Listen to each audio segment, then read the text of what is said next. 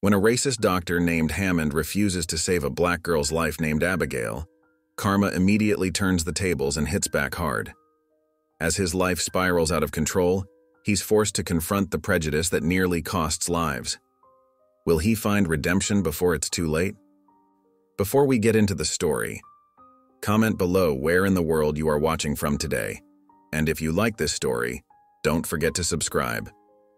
Dr. Robert Hammond stood at the operating table, his skilled hands steady as he made the final suture. The tension in the room eased, and a collective sigh of relief echoed through the surgical team. Another life saved, another heart mended. "Excellent work, everyone," Hammond said, his voice cool and composed. He stepped back, allowing the nurses to finish up. His eyes, sharp and discerning, scanned the faces around him. Most looked at him with admiration, but he barely acknowledged their gazes. As he peeled off his surgical gloves, a young resident approached him. "Dr. Hammond, that was incredible. The way you handled that complication was—" Hammond cut him off with a curt nod. "It's what's expected at this level, Dr. Chen. Nothing more." He turned away, leaving the eager resident deflated. In the scrub room, Hammond meticulously washed his hands, his movements precise and practiced. He could hear the chatter of his team outside, their voices filled with excitement and relief. But he remained detached, focused solely on his own thoughts. As he dried his hands, Dr. Lisa Rodriguez, one of the anesthesiologists, entered the room. "Great job in there, Robert," she said warmly. "That patient is lucky to have had you as their surgeon." Hammond's lips tightened into a thin smile. "Indeed," he replied, his tone carrying a hint of condescension. "Though I'm sure luck had little to do with it." Dr. Rodriguez's smile faltered slightly, but she pressed on. "By the way, I was wondering if you'd had a chance to look at Mrs. Gonzalez's file. She's been waiting for a consult, and her family is getting anxious." Hammond's expression hardened. "Mrs. Gonzalez? Ah, yes. The woman from East Side, correct?" He waved his hand dismissively. "I'm sure one of the residents can handle it. I have more pressing matters to attend to." Dr. Rodriguez opened her mouth to protest, but Hammond had already turned away, effectively ending the conversation. As he walked through the hospital corridors, nurses and doctors alike stepped aside, offering respectful nods. Hammond barely noticed them, his mind already on his next task. He passed by the waiting room, where families of various backgrounds sat anxiously, hoping for good news about their loved ones. His gaze swept over them, lingering briefly on a group of Hispanic women huddled together, their worried whispers in Spanish reaching his ears. He frowned slightly, quickening his pace. In his office, Hammond gathered his things, preparing to head home. He glanced at the wall of accolades and certificates, a small smile of satisfaction playing on his lips. As he put on his coat, there was a knock at the door. "Come in," he called out, his voice tinged with impatience. A young nurse poked her head in, looking nervous. "Dr. Hammond, I'm sorry to bother you, but Mr. Johnson is asking to speak with you before you leave. He's concerned about his upcoming procedure and—" "Mr. Johnson?" Hammond interrupted, his brow furrowing. "The gentleman from the charity ward?" The nurse nodded hesitantly. Hammond sighed, checking his watch. "I'm afraid I don't have time for that today. Assure Mr. Johnson that he's in capable hands, and if he has any specific concerns, he can discuss them with Dr. Patel tomorrow." The nurse looked uncertain but nodded. "Yes, Dr. Hammond, I'll let him know." As she closed the door, Hammond shook his head slightly. He picked up his briefcase, taking one last look around his office before heading out. Another day, another set of lives in his hands. And yet, as he walked towards the elevator, there was a coldness in his eyes that belied the warmth one might expect from a man who saved lives for a living. Next day, the bustling emergency room doors burst open as paramedics rushed in with a small figure on a stretcher. Abigail, an 8-year-old black girl, lay unconscious, her tiny body battered from her illness. Behind the stretcher, her mother Linda ran, tears streaming down her face. "Please, you have to help my baby," Linda cried out, her voice cracking with desperation. "She's all I have." Nurses swarmed around Abigail, quickly assessing her injuries. The girl's curly hair was matted with blood, and her breathing was shallow and labored. "BP's dropping," one nurse called out. "We need a doctor here now." Linda grabbed the arm of a passing nurse. "Please get the best doctor you have. My Abigail needs help." The nurse nodded, her eyes full of sympathy. "We're paging Dr. Hammond. He's the best heart surgeon we have." Minutes ticked by like hours as they waited. Linda held Abigail's small hand, whispering prayers through her tears. "Lord, please watch over my little girl. Give her strength." Finally, Dr. Robert Hammond strode into the ER, his presence commanding attention. But as his eyes fell on Abigail and her mother, something in his expression changed. His steps faltered, and a flicker of hesitation crossed his face. One of the nurses approached him quickly. "Dr. Hammond, thank goodness you're here. We have a young girl with severe injuries from a car accident. We suspect internal bleeding and possible cardiac trauma." Hammond's gaze swept over Abigail again, his lips pressed into a thin line. He glanced at his watch, then back at the desperate scene before him. "I'm afraid this is not my expertise. Call other doctor and it's end of my shift," he said coldly, his voice devoid of emotion. "Dr. Patel will be on call shortly. He can handle this case." The nurse's eyes widened in disbelief. "But sir, this is an emergency. The girl needs immediate attention and you're already here." Linda, overhearing the exchange, rushed over to Hammond. "Please, doctor," she begged, her voice trembling. "My daughter needs help. You're the best, they say.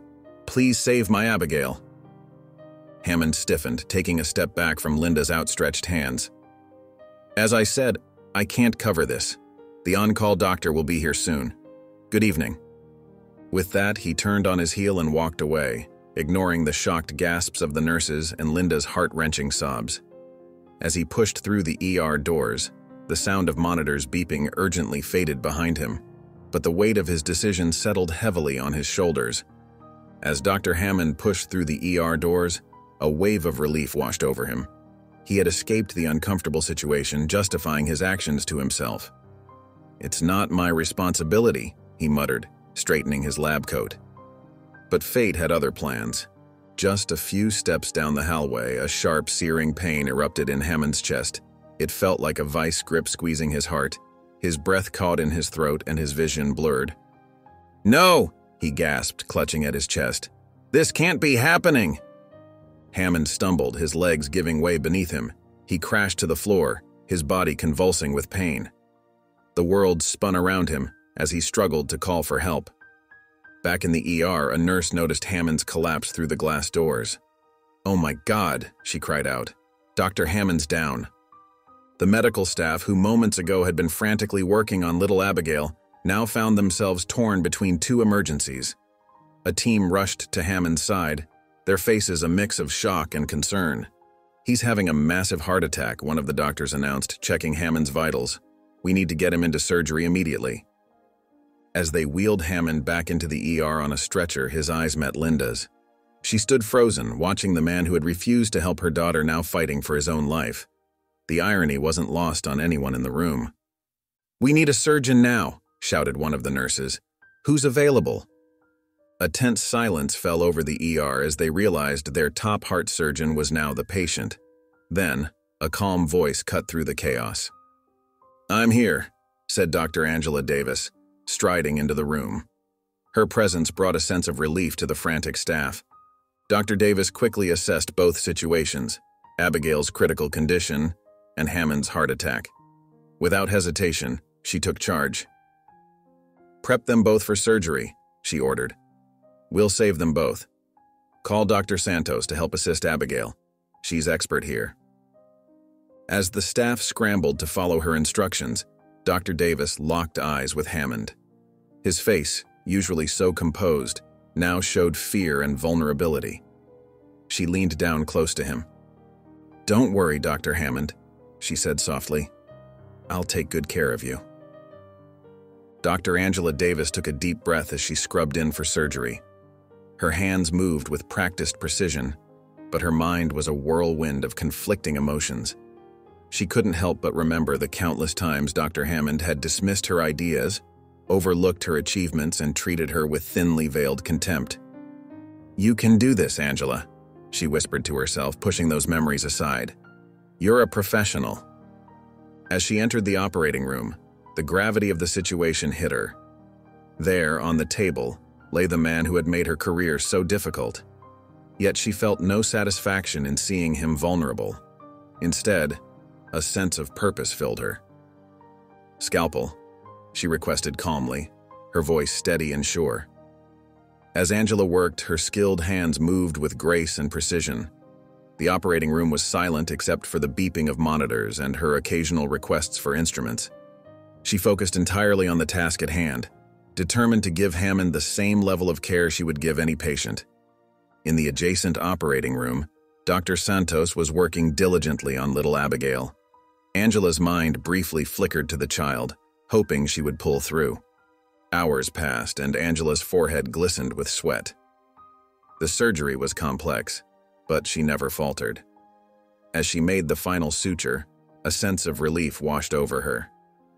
"We've done it," she announced to her team. "Good work, everyone."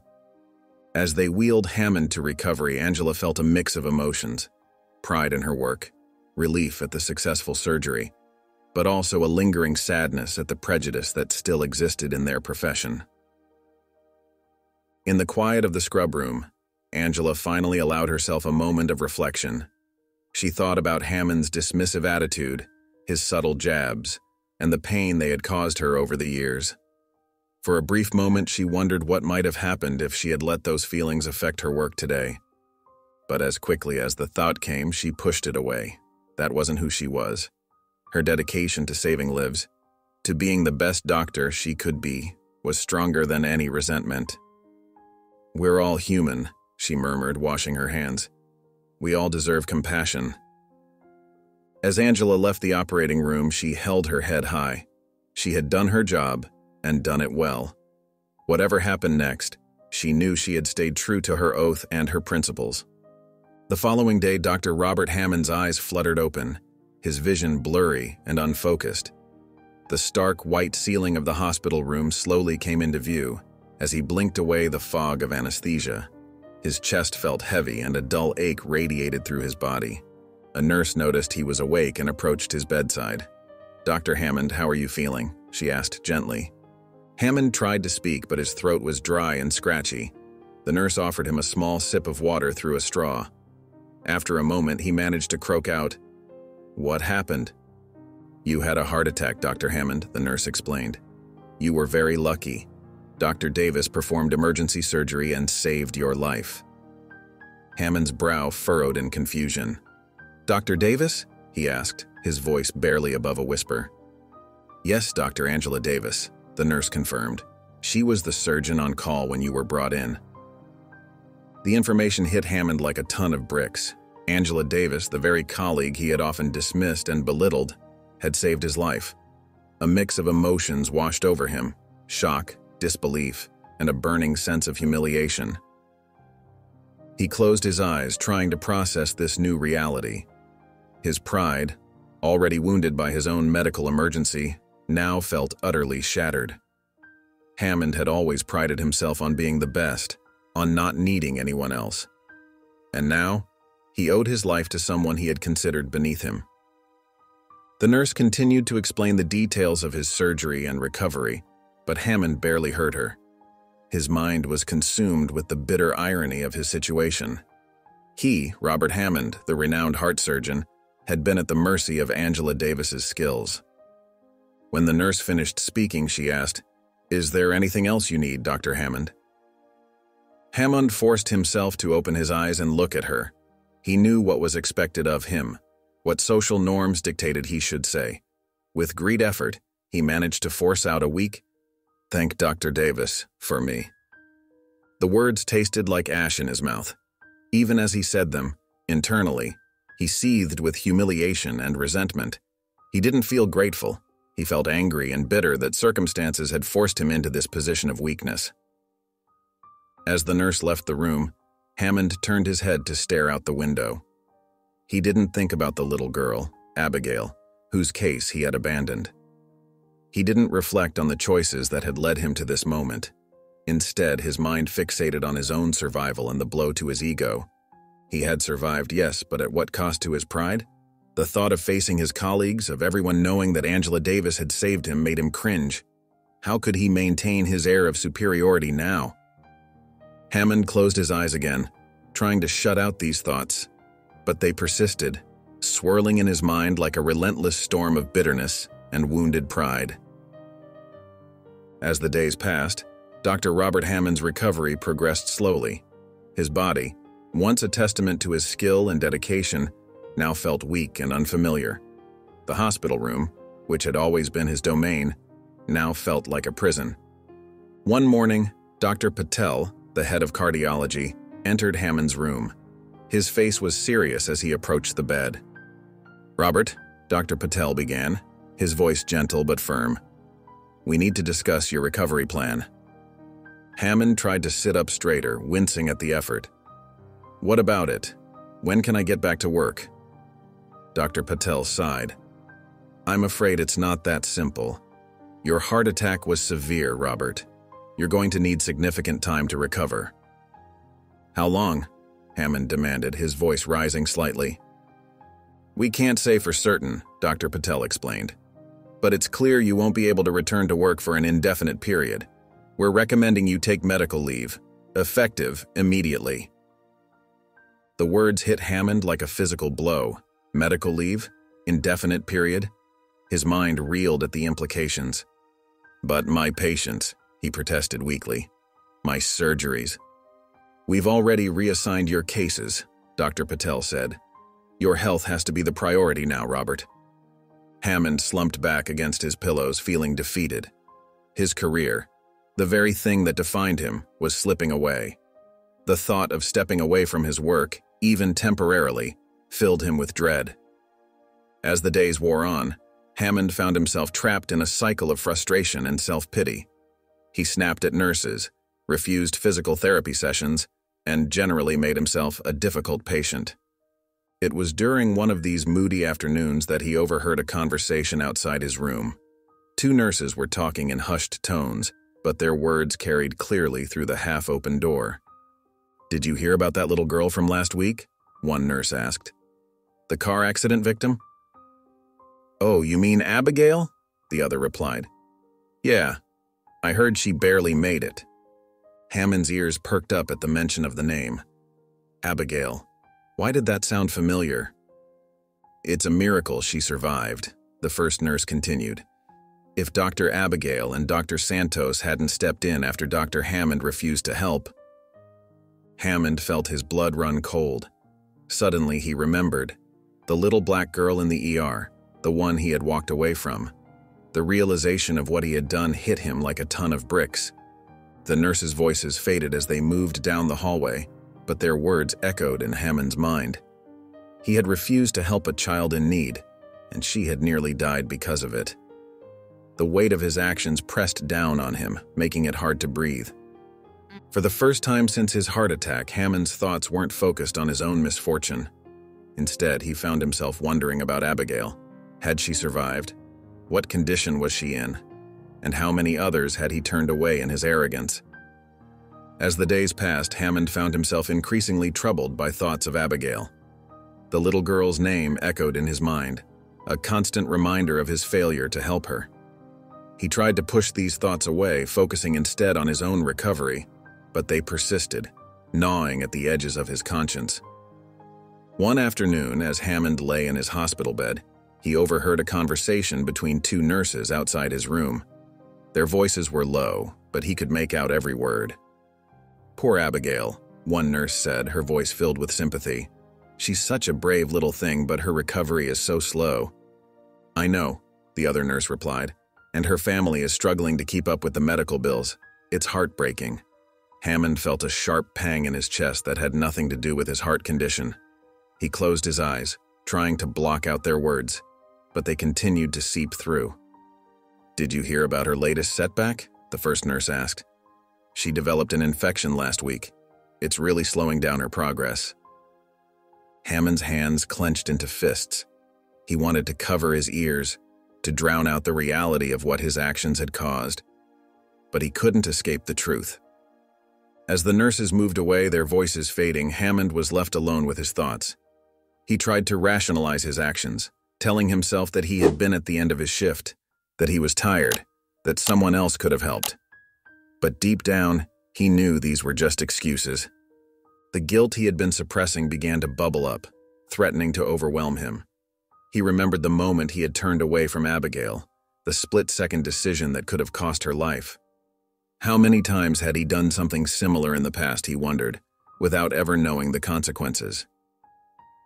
Hammond's mind raced with conflicting emotions. He felt angry at himself, ashamed of his actions, and terrified of what they said about him as a person and a doctor. He had always prided himself on being a skilled surgeon. But what good was skill without compassion? As night fell and the hospital quieted, Hammond lay awake, haunted by images of Abigail. He imagined her small form in a hospital bed, fighting for recovery. He thought about her family, burdened with mounting medical bills. And he thought about the other doctors and nurses who had stepped in to save her when he had walked away. The weight of his actions pressed down on him, making it hard to breathe. For the first time in years, Hammond felt truly vulnerable. He had always used his professional success as a shield, a way to justify his attitudes and behaviors. But now that shield was crumbling, leaving him exposed to the harsh reality of who he had become. As the days turned into weeks, Hammond's physical recovery progressed slowly, but his emotional state continued to deteriorate. The guilt over Abigail's case gnawed at him, a constant ache that rivaled the pain in his chest. Yet, he still couldn't bring himself to fully face what he had done. One morning, a knock on his hospital room door jolted him from his brooding thoughts. Dr. Melissa Chen, the hospital's chief of staff, entered with a grave expression. "Dr. Hammond," she said, her voice calm but firm. "We need to talk about what happened with the young patient, Abigail."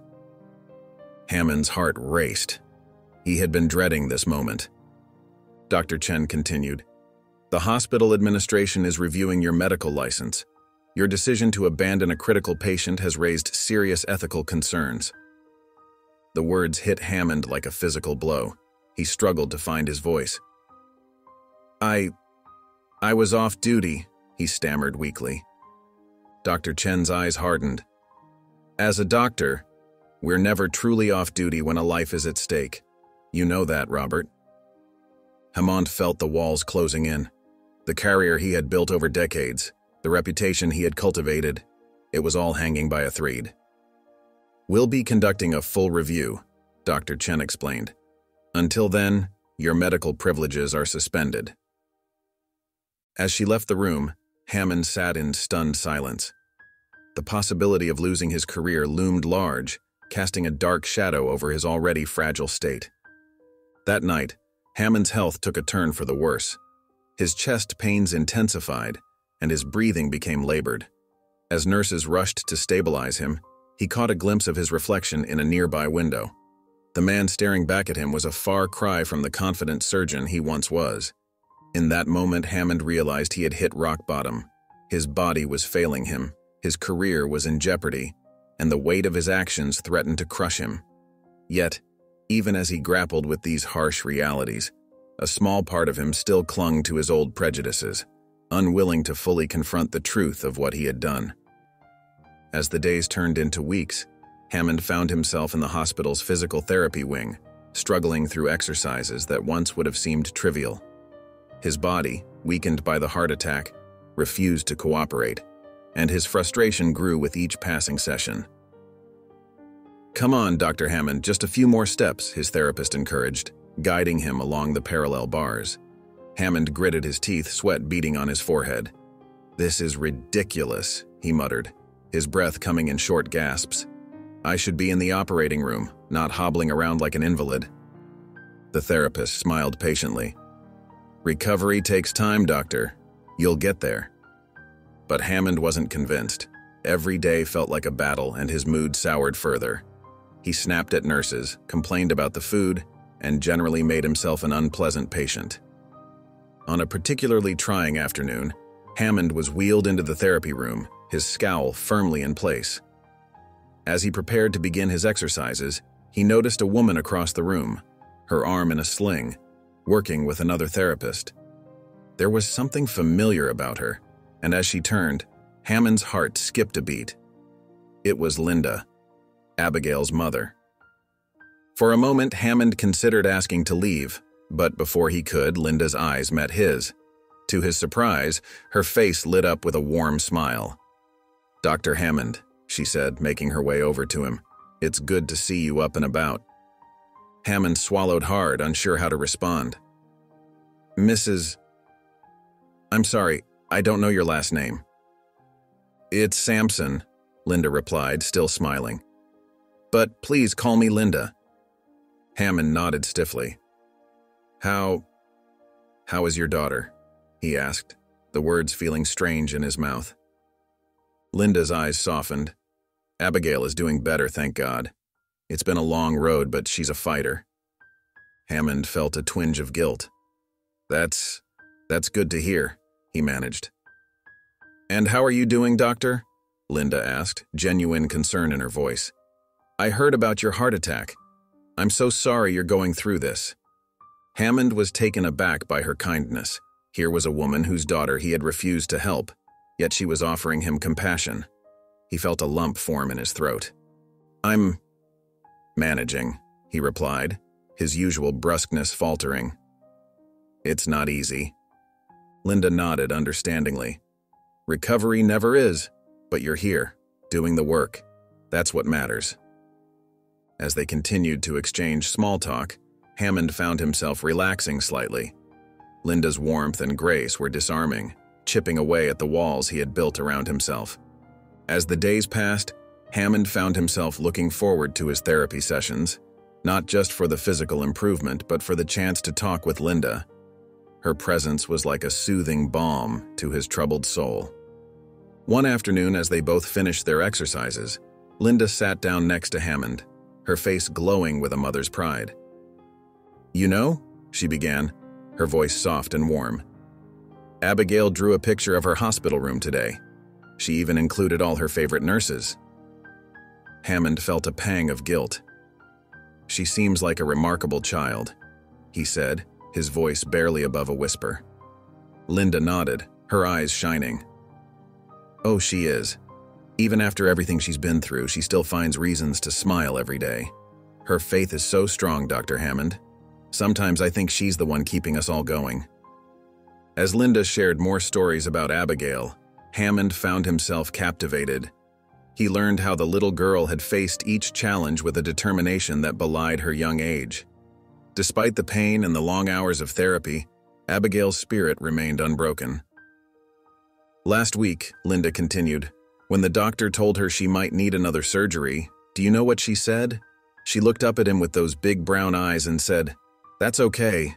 God's got this.'" Hammond felt a lump forming in his throat. The faith and resilience of this family were unlike anything he had ever encountered. He thought about his own bitter complaints and felt ashamed. "How do you do it?" he asked Linda, his voice rough with emotion. "How do you stay so positive?" Linda's smile was gentle. "It's not always easy," she admitted, "but we believe that God has a plan for us, even if we can't see it right now. Abigail reminds us of that every day." As Hammond listened to more stories about Abigail's courage and joy in the face of adversity, he felt something shift inside him. The walls he had built around his heart began to crumble, brick by brick. One sunny afternoon, Hammond was making his way to the hospital cafeteria when he heard Linda's familiar voice. He paused, realizing she was talking to another patient in the hallway just around the corner. "Oh yes, our church has been so supportive," Linda was saying, her voice warm and grateful. "They've been praying nonstop for Abigail's recovery." Hammond nodded to himself. Of course, they would be praying for the little girl. But then, Linda's next words made him freeze in his tracks. "And you know what? We've been praying for Dr. Hammond too, for his healing and his heart." The other patient sounded surprised. "Dr. Hammond? But isn't he the one who—" "Yes," Linda interrupted gently. "But that's exactly why we're praying for him. Everyone deserves grace and healing." Hammond felt as if the floor had dropped out from under him. His legs went weak and he leaned against the wall for support. They were praying for him? After what he had done? He couldn't wrap his mind around it. The weight of his guilt, which had been slowly building over the past weeks, now came crashing down on him like a tidal wave. He thought of Abigail, fighting for her life, and of Linda, facing each day with unwavering faith.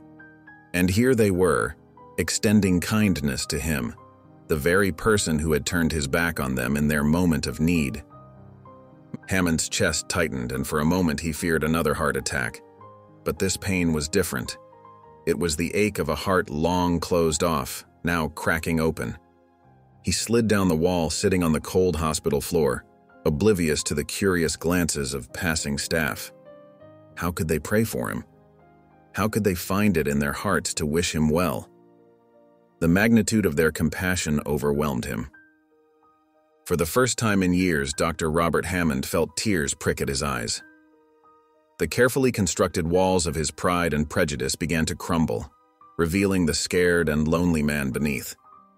He sat there, hidden from view, as Linda's words echoed in his mind, each repetition chipping away at his hardened heart. Despite the emotional turmoil churning inside him, Dr. Robert Hammond tried his best to push down his feelings of guilt. He focused intently on his physical therapy sessions, determined to regain his strength and return to work as quickly as possible. Whenever thoughts of Abigail crept into his mind, he shoved them aside, telling himself that her situation wasn't his concern. One morning, as Hammond was finishing up his exercises, his physical therapist handed him an envelope. "This came for you from the hospital administration," she said, her voice tinged with concern. Hammond's hands trembled slightly as he opened the letter.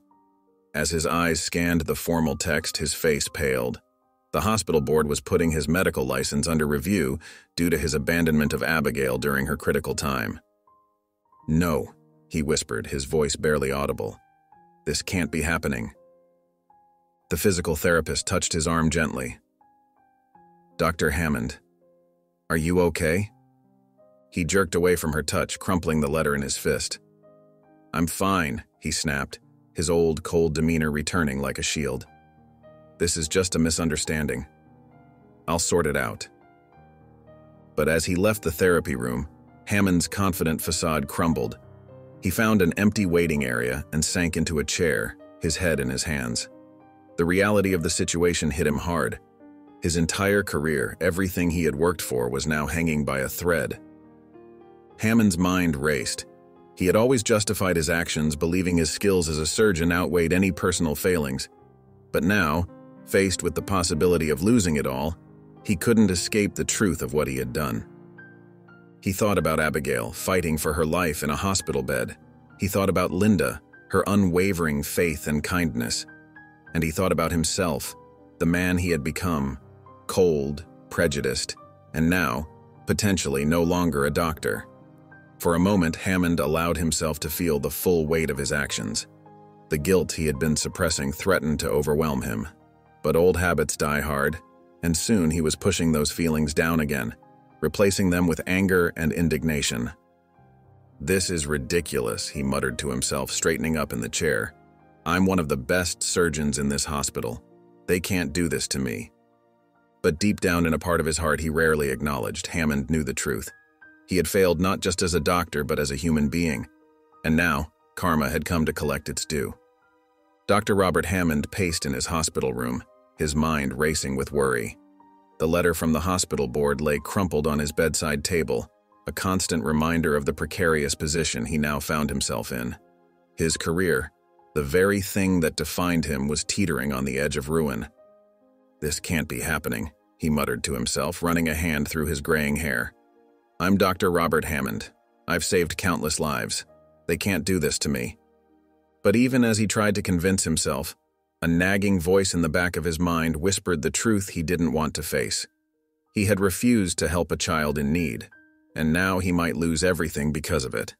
Hammond sat heavily on the edge of his bed, his shoulders slumping. He closed his eyes, trying to justify his actions that fateful night. "I was tired," he said aloud, as if practicing for the board meeting. "My shift was over. I was about to have a heart attack myself. I couldn't have operated even if I wanted to." The words sounded hollow even to his own ears. Deep down, he knew the truth.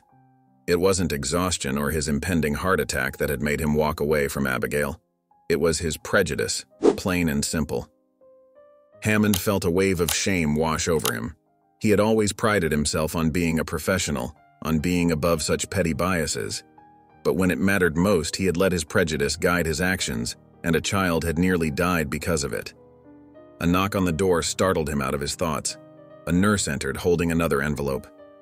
"Dr. Hammond," she said, her voice neutral. "This just came for you from the hospital board."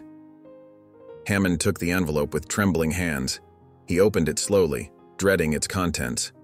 As he read, his face paled. "They want to meet with me," he said, his voice barely above a whisper, "to discuss the case." The nurse nodded sympathetically before leaving him alone with his thoughts. Hammond felt the walls of his room closing in on him. The meeting with the board loomed like a dark cloud on the horizon. He knew he would have to face not just the consequences of his actions, but the ugly truth about himself that he had been avoiding for so long. For the first time in his life, Dr. Robert Hammond, the renowned heart surgeon, felt truly afraid. Not of losing his career, though that thought terrified him, but of having to confront the person he had become. As he sat there alone in his hospital room, he realized that the hardest surgery he would ever have to perform would be on his own heart, to cut out the prejudice that had taken root there, and try to become the doctor and the person he had always thought he was.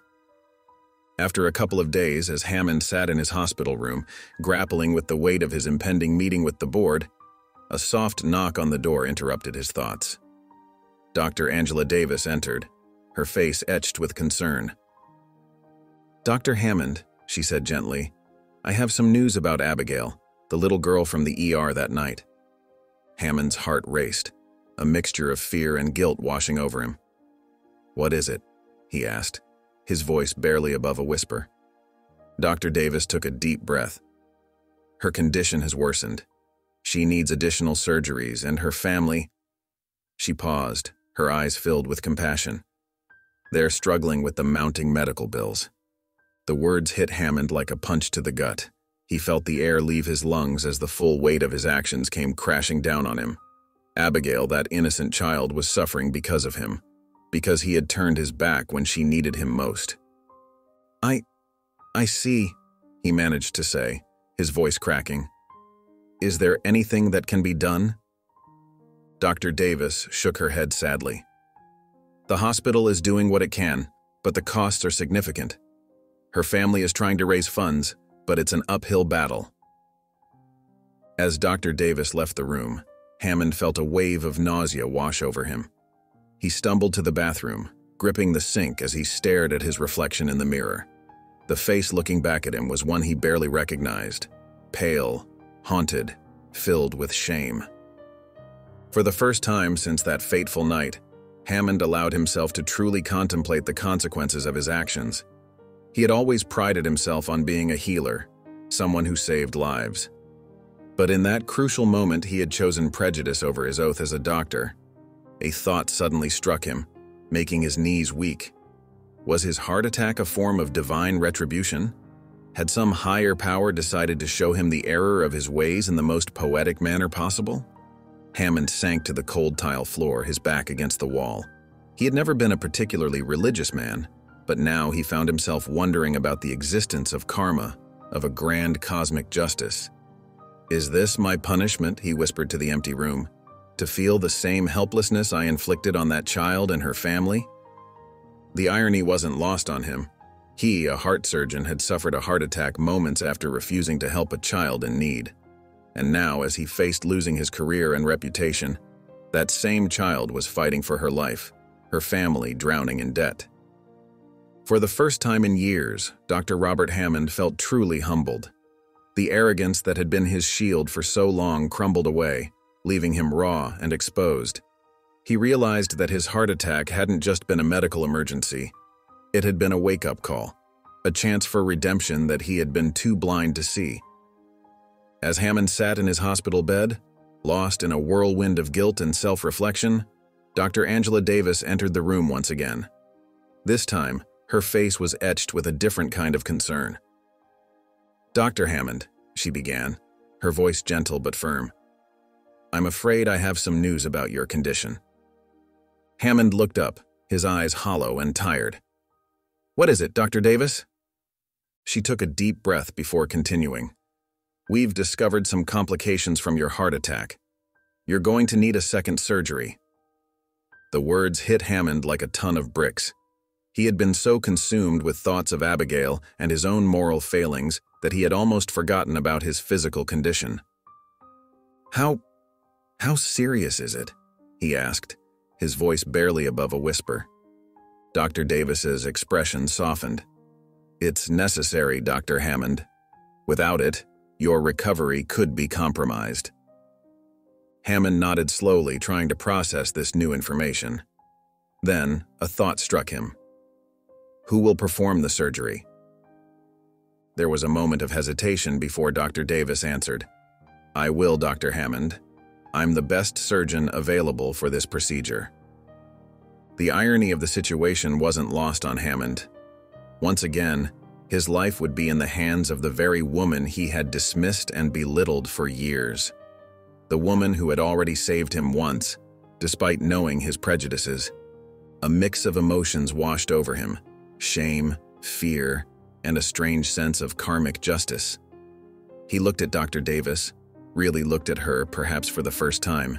He saw not just her race, but her competence, her compassion, her unwavering professionalism in the face of adversity. I see," Hammond managed to say, his voice thick with emotion. "Dr. Davis, But the words failed him. How could he express the turmoil in his heart? The regret for years of prejudice? The gratitude for her willingness to save him not once, but twice? Dr. Davis seemed to understand. She placed a gentle hand on his arm. "We'll get you through this, Dr. Hammond. Just like we did before." As she turned to leave, Hammond found his voice again. "Dr. Davis," he called out. She paused at the door, looking back at him. "Thank you," he said simply, the words carrying the weight of years of unspoken apologies. Dr. Davis nodded, a small smile on her face.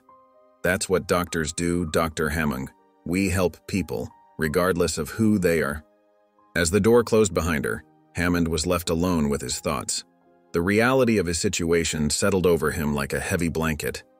Once again, his life hung in the balance. Once again, it was Dr. Angela Davis who held that balance in her skilled hands. As Hammond lay in his hospital bed, the weight of his past actions pressed down on him like a physical force. The steady beep of the heart monitor seemed to echo the ticking of a clock, counting down the moments until his second surgery. For the first time in years, perhaps in his entire life, Hammond felt truly vulnerable. The walls of pride and prejudice he had built around himself were crumbling, leaving him exposed and raw. He closed his eyes, memories flooding his mind. He saw himself in the operating room, basking in the praise of his colleagues. He remembered the countless lives he had saved, the accolades he had received. But now those memories were tainted by the realization of the lives he had dismissed, the people he had deemed unworthy of his care. Abigail's face flashed before him, her innocent smile, her resilience in the face of pain. Hammond's chest tightened with shame as he recalled his cold dismissal of her case. He had let his prejudice override his oath as a doctor, nearly costing a child her life. "What have I done?" he whispered to the empty room, his voice cracking. The irony of his situation wasn't lost on him. His life now hung in the balance, just as Abigail's had. And it was Dr. Angela Davis, a woman he had belittled and underestimated, who held the power to save him. Hammond felt a tear roll down his cheek. He thought of all the times he had looked down on Dr. Davis, dismissed her skills, her dedication. Yet here she was, willing to operate on him again, to save the life of a man who had shown her nothing but contempt. As he lay there awaiting surgery, Hammond realized that his prejudice hadn't just nearly cost Abigail her life. It was now threatening his own. His biases had blinded him, not just to the humanity of others, but to his own flaws and vulnerabilities. "I've been so wrong," he murmured, the words feeling foreign on his tongue. So terribly wrong. As Hammond lay in his hospital bed, lost in his thoughts, A gentle knock on the door pulled him back to reality. He looked up to see Linda, Abigail's mother, standing in the doorway. Her warm smile caught him off guard. "Dr. Hammond? We hope we're not disturbing you," Linda said softly. "Abigail wanted to see you before your surgery." Hammond's heart raced as he saw the small figure beside Linda. Abigail, looking frail but with eyes full of life, stepped into the room. She held something in her hands, clutching it close to her chest. "Hello, Dr. Hammond," Abigail said, her voice tiny but clear. "I made this for you." She approached the bed and held out a colorful handmade card. Hammond took it with trembling hands. The front was decorated with crayon drawings of hearts and flowers. As he opened it, he read the simple message inside. "Get well soon, Dr. Hammond." The surgeon stared at the card, his vision blurring as tears welled up in his eyes. The kindness of this child, whom he had so callously dismissed, overwhelmed him. A sob escaped his lips, and he covered his face with his hands, the card still clutched tightly. "I'm so sorry," Hammond choked out, his shoulders shaking. "I'm so sorry." Linda moved closer, placing a comforting hand on his arm. "It's okay, Dr. Hammond," she said gently. Hammond lowered his hands, his face streaked with tears. He looked at Abigail, then at Linda, his heart heavy with shame and guilt. "No, it's not okay," he said, his voice trembling. "What I did, refusing to help you, it was unforgivable. I let my prejudice cloud my judgment. I almost cost you your life, Abigail, and I'm so deeply ashamed." Abigail, with wisdom beyond her years, reached out and took Hammond's hand. "But I'm okay now, Dr. Hammond," she said with a smile. "And you will be too." Her simple words of forgiveness broke something inside Hammond. He wept openly, years of built-up prejudice and pride crumbling away. "I don't deserve your kindness," he said, looking at both Linda and Abigail. "I've been so wrong, for so long. I can't even begin to make up for what I've done." Linda squeezed his arm gently. "Dr. Hammond, we all make mistakes. What matters is that we learn from them and try to do better." Hammond nodded, wiping his eyes. He looked at the card again, then back at Abigail's smiling face. In that moment, he made a silent vow to himself. If he survived this surgery, he would dedicate himself to making amends, to becoming the doctor and the person he should have been all along. Linda's eyes softened as she looked at Hammond, her face a picture of compassion. She took a deep breath and spoke with a gentleness that seemed to fill the room. "Dr. Hammond," she said, her voice steady and warm, "we want you to know that we've already forgiven you." Hammond's eyes widened in disbelief. He shook his head, struggling to understand. "But how? After what I did?" Linda smiled, her eyes glistening with unshed tears. "Forgiveness isn't about whether someone deserves it or not. It's about healing, for both the forgiver and the forgiven. We believe that everyone deserves a second chance." She reached out and took Hammond's hand in hers. "Our faith teaches us that forgiveness brings freedom. It's not always easy, but it's necessary for our hearts to heal and grow." Hammond felt a lump form in his throat. He looked down at their joined hands, unable to meet Linda's gaze. The weight of their forgiveness was almost too much to bear. Abigail, who had been quietly watching, suddenly moved closer to the bed. With the innocence and purity that only a child could possess, she wrapped her small arms around Hammond in a gentle hug. "I'm happy you're feeling better, Dr. Hammond," she said, her voice muffled against his shoulder. Hammond froze for a moment, overwhelmed by the child's gesture. Then, slowly, he brought his arms up to return the hug. Tears streamed down his face as he held Abigail, this little girl he had once dismissed so callously. As Abigail pulled away, Hammond felt something shift inside him. The walls of pride and prejudice that he had built over the years began to crumble. The love and forgiveness shown by this family, a family he had wronged so terribly, touched a part of his heart he thought long dead. I don't know what to say," Hammond whispered, his voice thick with emotion. He looked at Linda, then at Abigail, his eyes filled with a mixture of gratitude and awe. "Your kindness. It's more than I deserve." Linda shook her head gently. "It's not about deserving, Dr. Hammond. It's about love and second chances. We all need them sometimes." Hammond nodded, unable to speak. For the first time in years, he felt a glimmer of hope. Hope that he could change, that he could be better. The love of this family had broken through his defenses, showing him a path to redemption he never thought possible. Dr. Angela Davis stood at the operating table, her eyes focused intently on Hammond's open chest cavity. The rhythmic beeping of the heart monitor filled the room as she worked with precision and care. Her hands moved with a grace that spoke of years of experience and dedication to her craft. As Hammond slowly regained consciousness after the surgery, he blinked groggily, his eyes adjusting to the dim light of the recovery room. Dr. Davis stood by his bedside, checking his vitals and making notes on his chart. Hammond felt a wave of relief wash over him as he realized he had made it through the surgery. "Dr. Davis," he croaked, his voice hoarse from the breathing tube. You saved me again." Angela looked up from her chart, her eyes meeting Hammond's. She offered a small, professional smile. "That's my job, Dr. Hammond. How are you feeling?" Hammond swallowed hard, fighting back unexpected tears. I can't thank you enough. Not just for this time, but for before, too. I was wrong about you. About so many things." Dr. Davis paused, her pen hovering over the chart. She hadn't expected this level of sincerity from Hammond. "You don't need to thank me, Dr. Hammond. I took an oath to help all patients, regardless of who they are." "But I do need to thank you," Hammond insisted, his voice growing stronger. "Your skill, your professionalism. I've never seen anything like it. You saved my life twice, even after how I treated you. I'm truly grateful." Angela's professional demeanor softened slightly.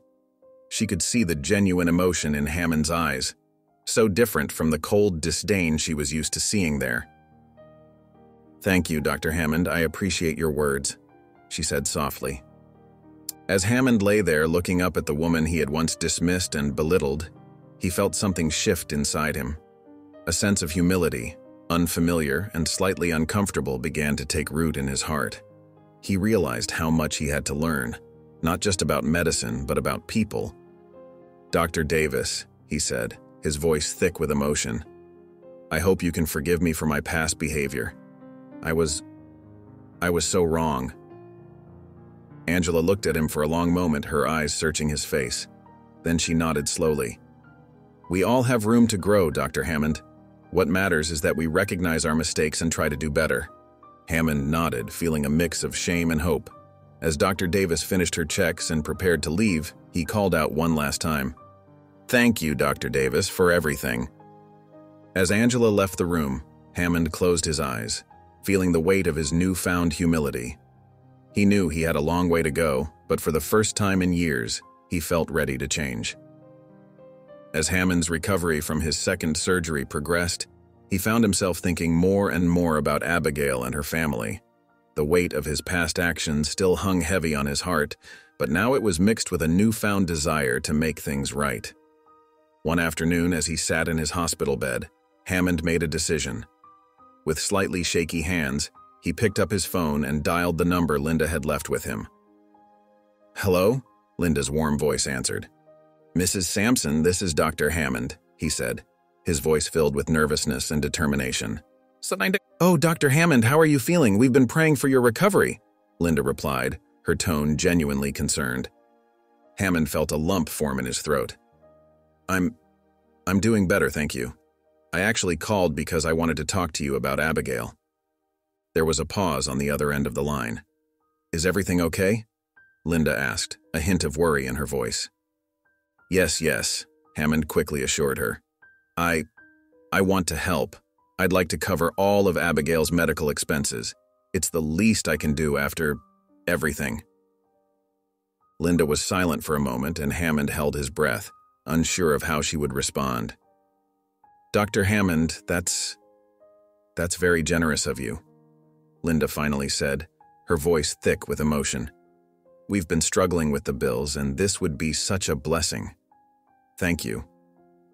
Hammond felt a wave of relief wash over him. "Please, it's the least I can do. I want to make things right." "You know," Linda said softly, "making things right isn't just about money. It's about healing for all of us. Our church community has been praying for you too, Dr. Hammond. Would you like to join us sometime?" Hammond was taken aback. "Your church has been praying for me? Even after what I did?" "Yes," Linda replied gently. "We believe in the power of forgiveness and second chances. I think attending might bring you some peace. Would you consider it?" Hammond felt a mix of emotions: surprise, gratitude, and a glimmer of hope. I would like that, Mrs. Sampson. Thank you."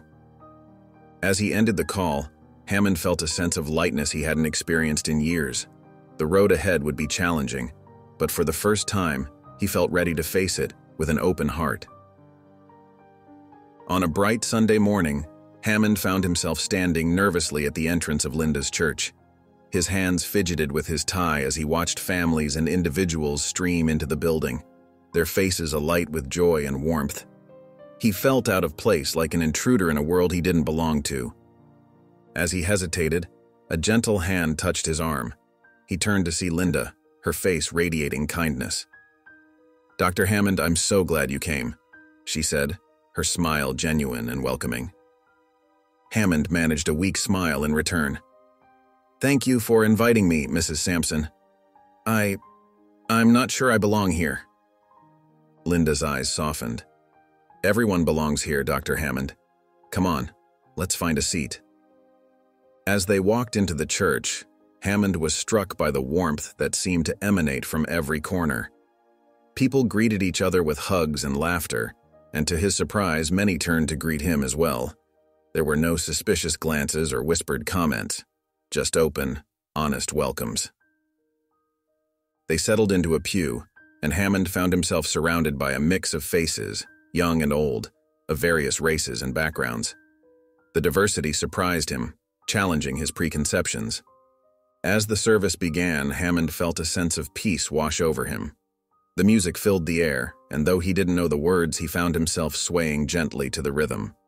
He watched as people around him raised their hands in worship, their faces filled with joy and reverence. When the pastor stepped up to deliver his sermon, Hammond straightened in his seat. The man's voice was strong and clear as he began to speak about forgiveness and redemption. "We've all made mistakes," the pastor said, his eyes scanning the congregation.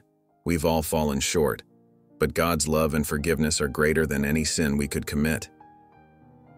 Hammond felt a lump form in his throat. The words seemed to pierce right through him, touching a part of his soul he'd long ignored. "Redemption isn't just about being forgiven," the pastor continued. "It's about allowing that forgiveness to change us, to make us better than we were before." Tears welled up in Hammond's eyes. He thought of Abigail, of Linda, of Dr. Davis, all the people he'd wronged and who had shown him kindness despite his actions. For the first time, he truly understood the weight of their forgiveness and the opportunity it presented. As the sermon went on, Hammond felt something shift inside him. The walls he'd built around his heart began to crumble, and in their place, a sense of belonging began to grow. He looked around at the faces in the congregation, faces that now seemed familiar and welcoming rather than foreign and threatening. When the service ended, Hammond stood with the rest of the congregation. People around him began to chat and laugh, and to his surprise, several approached him with warm handshakes and kind words. "We're so glad you could join us today," one elderly woman said, patting his arm. "Please come back next week," a young father added, his children nodding enthusiastically beside him. Hammond felt overwhelmed by the genuine acceptance he was experiencing. He turned to Linda, his eyes brimming with unshed tears. "Thank you," he whispered, his voice thick with emotion. I think I needed this more than I realized." Linda squeezed his hand gently. "This is just the beginning, Dr. Hammond. God has great plans for you." As they walked out of the church into the bright sunlight, Hammond felt lighter than he had in years. For the first time in his life, he had experienced true belonging, and he knew that his journey of redemption was only just beginning. As the weeks passed, Abigail's condition slowly improved. Her resilience and unwavering spirit shone through even in her toughest moments. The hospital staff grew fond of the little girl, who always had a smile for everyone despite her pain. On the day of Abigail's discharge, Dr. Hammond nervously made his way to her room. He paused outside, taking a deep breath before knocking gently on the door. "Come in," Abigail's cheerful voice called out. Hammond stepped inside, his eyes immediately drawn to the little girl sitting up in bed. Her face lit up when she saw him. "Dr. Hammond, you came," Abigail exclaimed, her eyes twinkling with joy. Linda, who was packing Abigail's belongings, turned and offered Hammond a warm smile. "It's good to see you, Doctor." Hammond cleared his throat, feeling a mix of emotions. I wanted to wish Abigail well before she left." Abigail's face suddenly became serious. "Oh, I almost forgot." She reached for something on her bedside table. "I made this for you, Dr. Hammond." She held out a colorful handmade card. Hammond took it with trembling hands, overwhelmed by the gesture. He opened it to find a crayon drawing of himself standing next to Abigail, both of them smiling. Above the drawing were the words, "Thank you for helping me get better, Dr. Hammond." Hammond felt tears prick his eyes. "Abigail, thank you. This means more to me than you could ever know." Abigail beamed at him. "You're welcome, and thank you for making me better." Hammond swallowed hard, remembering how close he had come to not helping her at all. The weight of her forgiveness and gratitude was almost too much to bear. The following Sunday, Hammond found himself standing at the entrance of Linda's church. He felt out of place, but Linda's warm greeting eased his nerves. As they entered, Hammond was struck by the diverse congregation and the genuine warmth with which he was welcomed. During the service, Hammond found himself moved by the music and the sense of community that filled the air. When the pastor began his sermon on forgiveness and redemption, Hammond felt as if the words were meant specifically for him. "Forgiveness is not just about wiping the slate clean," the pastor said, his voice resonating through the church. "It's about giving someone the chance to become better than they were before." Hammond felt a lump form in his throat. He thought of Abigail's card, of Linda's kindness, of the second chance he had been given. For the first time in his life, he felt a sense of belonging in a place he once would have dismissed without a second thought. As he sat there, surrounded by people of all backgrounds united in faith and love, Hammond realized that he was at the beginning of a profound change. The walls he had built around his heart were crumbling, and in their place a new understanding was taking root. As the warm summer breeze rustled through the leaves, Dr. Hammond stood nervously at the front door of Abigail's home. He clutched a soft brown teddy bear in his hands, his heart racing with anticipation. When Linda opened the door, her welcoming smile instantly put him at ease. "Dr. Hammond, it's so good to see you," Linda said warmly. "Abigail's been looking forward to your visit all week." Hammond nodded, a lump forming in his throat. "Thank you for having me," he managed to say. Linda led him through the cozy house and out into the backyard. There, sitting on a colorful picnic blanket in the shade of an old oak tree, was Abigail. Her face lit up when she saw Hammond approaching. "Dr. Hammond," she exclaimed, waving excitedly. "You came." Hammond felt his heart swell with emotion as he made his way across the lawn. "Of course I did, Abigail." As he reached the blanket, Hammond carefully lowered himself to sit beside Abigail. He held out the teddy bear, his eyes twinkling. "I brought you a little friend," he said softly. Abigail's eyes widened with delight as she took the bear, hugging it tightly to her chest. "Oh, thank you. He's so soft and cuddly." She looked up at Hammond with a bright smile. "I'm going to name him Dr. Teddy," Hammond chuckled, feeling a warmth spread through his chest.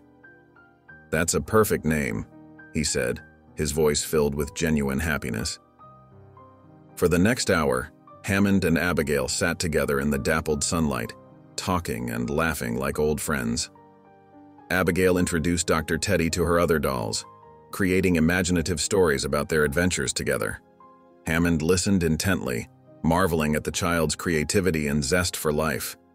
As they played, Hammond felt a deep sense of peace wash over him. The weight of his past prejudices and mistakes seemed to lift from his shoulders, replaced by the pure joy of this moment. He watched Abigail's face, animated with excitement as she talked, and realized how close he had come to missing out on this beautiful friendship. "Dr. Hammond," Abigail said suddenly, her voice serious, "are you happy now?" Hammond paused, surprised by the question.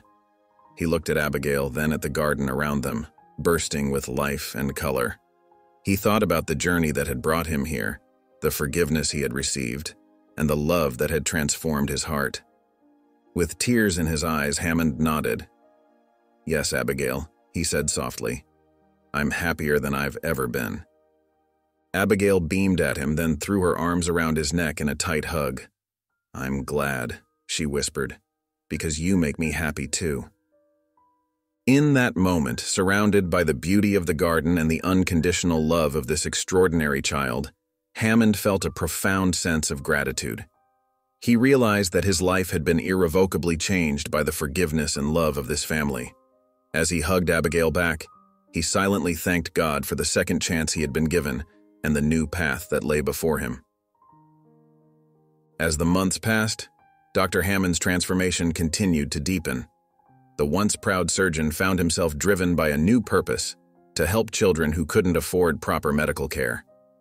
One sunny morning, Hammond stood before a small crowd gathered outside a newly renovated building.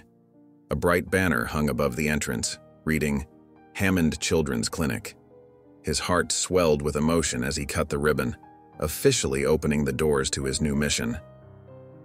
"This clinic," Hammond announced, his voice filled with determination, "is for every child who needs care, regardless of their background or ability to pay." He looked out at the faces before him, seeing hope and gratitude where he once might have seen only differences. Inside the clinic, Hammond worked tirelessly alongside a diverse team of medical professionals. He treated every patient with the same care and attention, from simple checkups to more complex procedures. The walls were adorned with colorful artwork created by the young patients, bringing warmth and cheer to the space. One afternoon, as Hammond finished up with a patient, he heard a familiar voice calling his name. He turned to see Abigail, now healthier and more vibrant than ever, running towards him with open arms. Behind her, Linda followed with a proud smile. "Dr. Hammond," Abigail exclaimed, hugging him tightly. "Mom said you built this whole place just to help kids like me." Hammond knelt down to Abigail's level, his eyes twinkling. "That's right, Abigail. And do you know why?" When she shook her head, he continued softly, "Because you taught me that true healing comes from the heart." Linda approached, placing a hand on Hammond's shoulder. "You've come so far, Robert," she said warmly. "Look at all the good you're doing now." Hammond stood, surveying the bustling clinic around him. Children of all backgrounds were receiving care, their laughter and chatter filling the air. He saw his staff, a diverse group that included Dr. Angela Davis, working together seamlessly, united in their mission to help. "I couldn't have done it without you and Abigail," Hammond replied, his voice thick with emotion. "You showed me what really matters in life." As they walked through the clinic together, Hammond felt a profound sense of peace. His prestigious career as a heart surgeon now seemed a distant memory compared to the joy he found in serving those in need. He realized that in helping others, he had found true healing for himself. If you enjoyed the story of Dr. Hammond, Linda, and Abigail, I handpicked this next story that will touch your heart. Please don't miss this one. Click here to watch it.